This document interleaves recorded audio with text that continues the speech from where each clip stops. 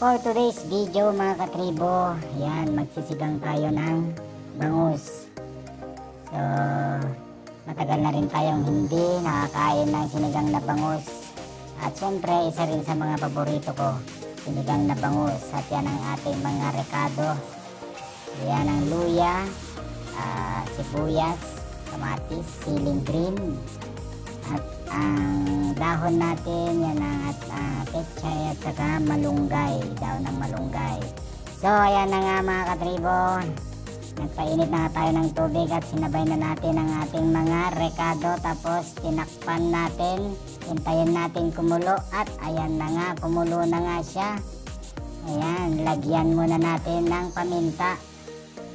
Ayan, tapos isunod na natin ang ating bangus. Ayan, tapos takpan natin, hintayin natin ulit kumulo.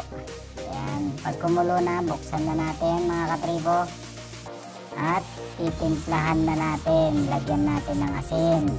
At yan na nga, nilagay ko na ang takedown ng pechay at saka malunggay.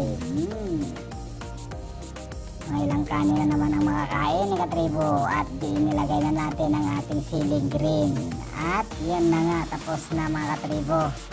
Ayan, kain na tayo mga katribo.